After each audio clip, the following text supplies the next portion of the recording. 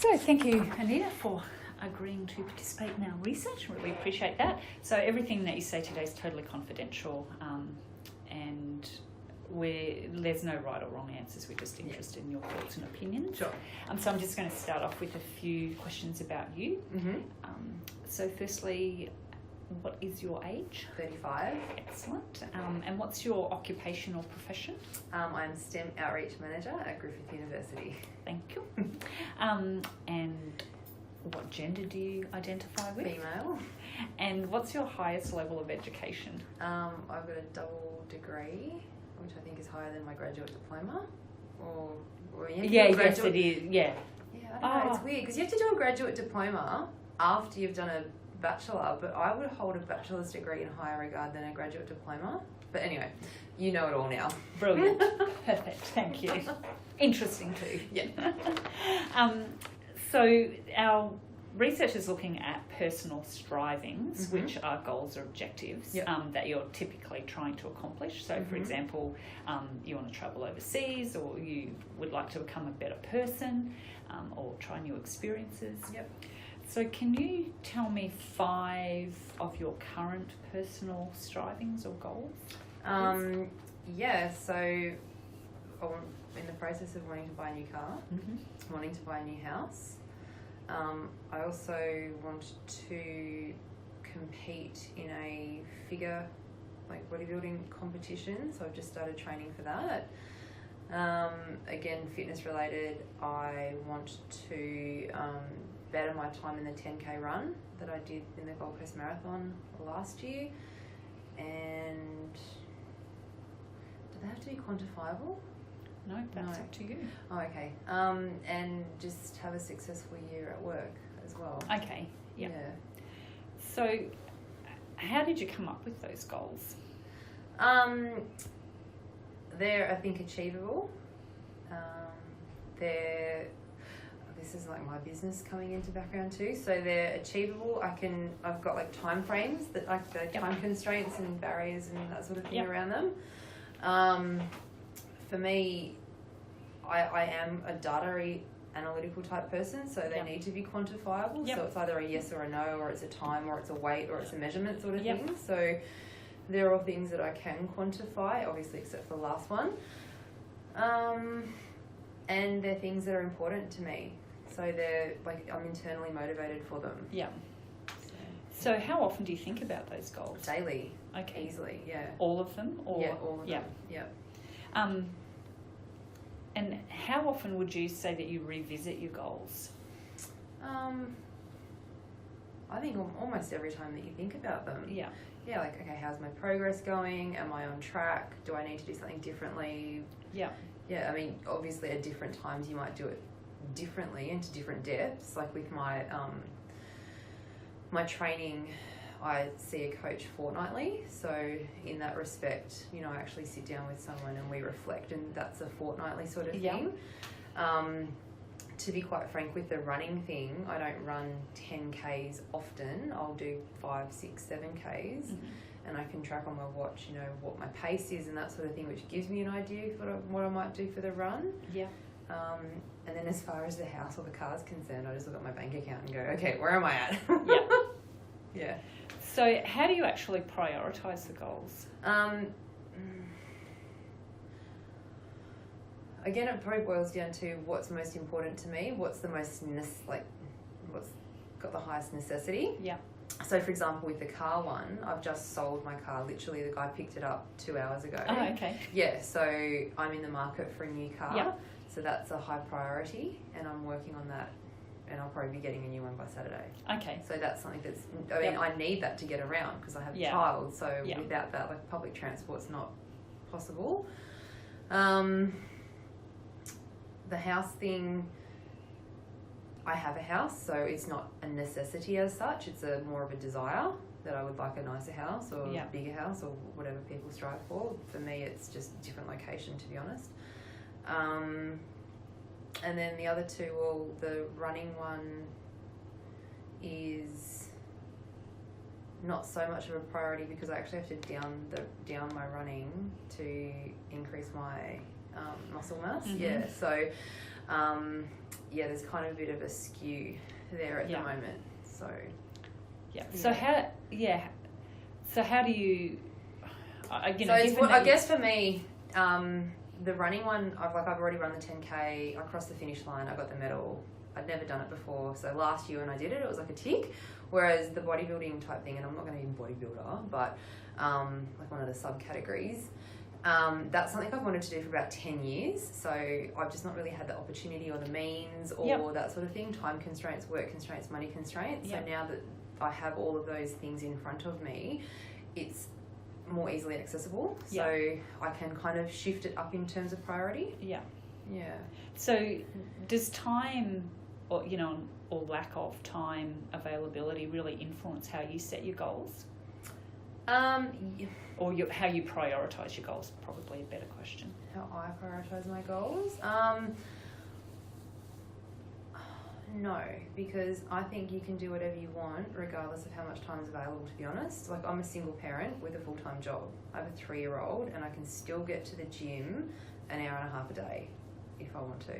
Yeah. Because you've made it a priority? Absolutely. In fact, like, I put it in my diary. It's not just I can't go to the gym today or I don't have enough time. Well, yeah, I do, because I've actually factored it in. And if it means that I have to leg it to the supermarket straight after gym to get the milk or whatever, then so be it. Or if I'm a little bit late picking up my daughter, then so, it is what it is. Okay. So. That sounds good. So do you think your, the way you prioritise goals and even your goals have changed over time? Yeah, 100%.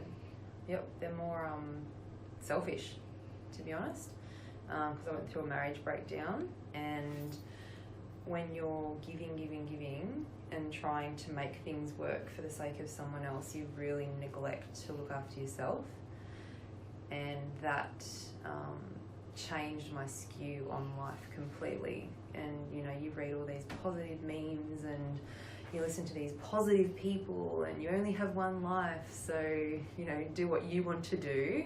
And it's true, because if you don't do it, no one else is going to do it for you. So yeah. Okay. So yeah, that definitely. Sounds good. So moving on to apps now. Mm-hmm. Do you use any health or fitness apps? Many. Okay, tell me about them. Well, I bought my phone so that I could actually run through them. Okay, so brilliant. I have a Garmin. Yep. And that connects to Garmin Connect. Mm-hmm. So that does all that sort of stuff. That's also linked to Strava, which is another running app. MyFitnessPal to log my food, and then they all talk as well, so you can work out your calories and your macros and that sort of thing. The gym that I've just joined, or the trainer that I use, it's not actually an app, but it's an online based thing, and that's called Reformer 2. So that's a body composition sort of thing. Are you talking about like general health as well? Yeah. I know when I was trying to fall pregnant, I used a conceiving app. Then when I was pregnant, I used the app that said your baby is now the size of a lemon or whatever. Yeah.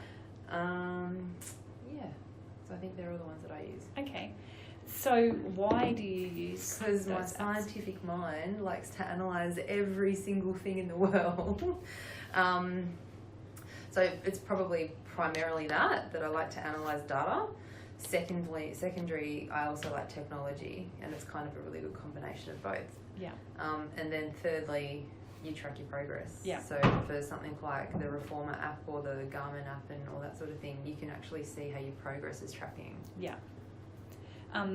So how often do you use your apps?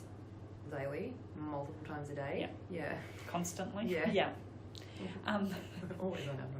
So we've kind of touched on this, but what do you actually like about the apps and the combination of the apps that you use? It's a kind of accountability and tracking progress, and then reflecting on that. So, okay, well, if I haven't made any progress, what do I need to do? Oh, okay, well, I've eaten too many carbs, I haven't eaten enough fats or whatever, or I haven't worked in the correct heart range or whatever, heart rate range. So, yeah, it's a data recording device, and then you can go back, you can reflect, and then change to move forward. Yeah.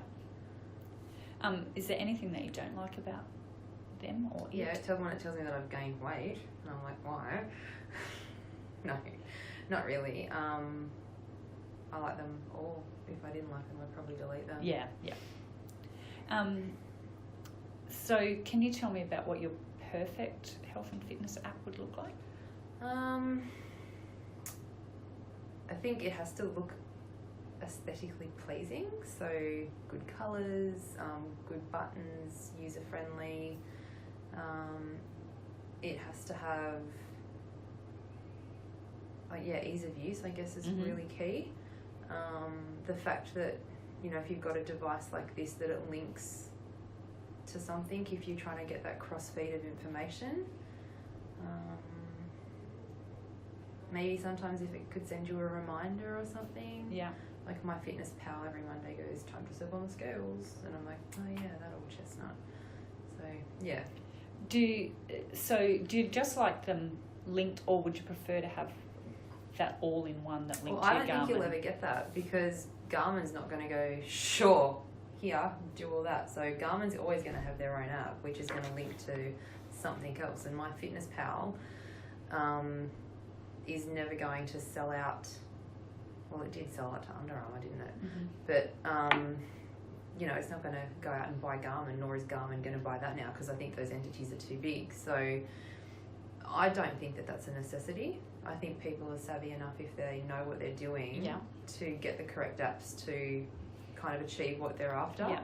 And Strava, like I don't use Strava that often. It's more that it's kind of like the Facebook for runners, I think. It's a community. Yeah, so like I've got friends that are incredible runners and I go, wow, you just ran 18 Ks. I'm never going to do that, but good for you. Kudos to you.